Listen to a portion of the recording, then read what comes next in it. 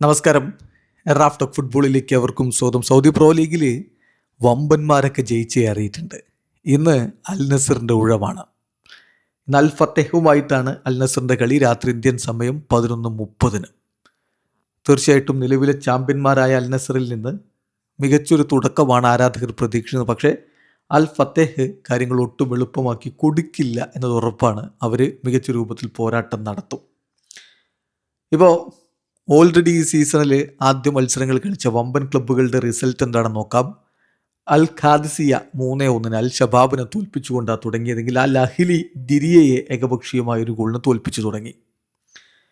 അൽ Hilal ഇന്നലെ അൽ ഫൈസലിയെ 4-2 തോൽപ്പിച്ചത്. ആ 4-2 തോൽപ്പിക്കുമ്പോൾ 3 പെനാൽറ്റികൾ ഉണ്ടായിരുന്നു. കരീം ബെൻസീം ഒരു പെനാൽറ്റി ഗോൾ അടിച്ചു, നെവസ് 2 പെനാൽറ്റി ഗോൾ അടിച്ചു, മാൽക്കമിൻ്റെ വക ഒരു ഗോളും ഉണ്ടായിരുന്നു. അങ്ങനെ അവർ 4-2 ആ കളി വിജയിച്ചേറിയത്. അതുപോലെ തന്നെ അൽ ഇത്തിഫാക്ക്, മറ്റൊരു വമ്പൻ ടീമായിട്ടുള്ള അൽ ഇത്തിഫാക്ക് 4-2 അൽ റിയാദിനെ പരാജയപ്പെടുത്തുന്ന കാഴ്ചയും കണ്ടു.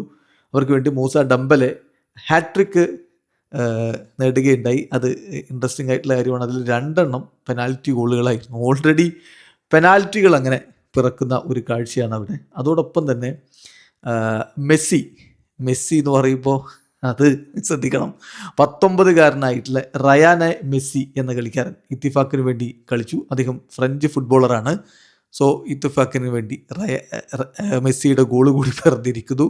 4-2 അവർ വിജയിച്ച് കയറി. അപ്പം വമ്പന്മാരൊക്കെ വിജയിച്ചു കയറിയിട്ടുണ്ട്. ഇന്നിനിയിപ്പം അൽ ഇത്തിഹാദിന് കളിയുണ്ട്. അൽ ഖൊലൂദാണ് എതിരാളികൾ. അതുപോലെ തന്നെ അൽ നസർ അൽ ഫത്തേഹുമായിട്ട് കളിക്കുകയും ചെയ്യുന്നു. രാത്രി ഇന്ത്യൻ സമയം 11:30 ആ പോരാട്ടം. ജയിച്ച് തുടങ്ങിയ പുതിയ കോച്ചിന് കീഴിലാണ് ഇത്തവണ അൽ നസർ കളിക്കുന്നത്. ആഗ്നെ പോസ്റ്റെക്കോഗ്ലുവിൻ്റെ കീഴിൽ എന്ത് തരം പ്രകടനം ടീം നടത്തുമെന്നുള്ളതാണ് ആരാധകർ ഉറ്റുനോക്കുന്നത്. അപ്പം ചോദ്യം, ക്രിസ്ത്യാനോ റൊണാൾഡോ ടീമിനോടൊപ്പം എത്തി ട്രെയിനിങ് ഒക്കെ ആരംഭിച്ചിട്ടുണ്ട്. അദ്ദേഹം ഇന്ന് കളിക്കുമോ? ഇതാ അസ്വാത്ത് നൽകുന്ന വിവരമനുസരിച്ച് Ange Postecoglou has decided to leave Cristiano Ronaldo out of the squad for the match against Al Fateh because he joined the team only 2 days before the game. അതാണ്, വളരെ വൈകി മാത്രമാണ് ടീമിനോടൊപ്പം ക്രിസ്ത്യാനോ ജോയിൻ ചെയ്തിട്ടുള്ളത്. 2 ദിവസം മുമ്പ് മാത്രമാണ് അദ്ദേഹം എത്തിയത്. അതുകൊണ്ട് അദ്ദേഹത്തെ ഈ മത്സരത്തിനുള്ള സ്ക്വാഡിൽ ഉൾപ്പെടുത്തേണ്ട എന്നാണ് കോച്ച് തീരുമാനിച്ചിരിക്കുന്നത്. അതായത് ക്രിസ്ത്യാനോയെ റഷ് ചെയ്യേണ്ടതില്ല, മടങ്ങി വരുന്നതിന് വേണ്ടി റഷ് ചെയ്യേണ്ടതില്ല. ഗ്രാജുവലി അദ്ദേഹത്തെ മത്സരങ്ങൾക്ക് പ്രിപ്പയർ ചെയ്യുക എന്നുള്ളതാണ് കോച്ച് ഉദ്ദേശിച്ചിരിക്കുന്നത്. അതോടൊപ്പം തന്നെ the coach decided to call up the rest of the teams foreign professional players for the squad ahead of the opening round of Saudi pro league. അപ്പം ബാക്കി ഫോറിൻ താരങ്ങളെ മുഴുവനും അദ്ദേഹം സ്ക്വാഡിലേക്ക് ഉൾപ്പെടുത്തിയിട്ടുമുണ്ട്.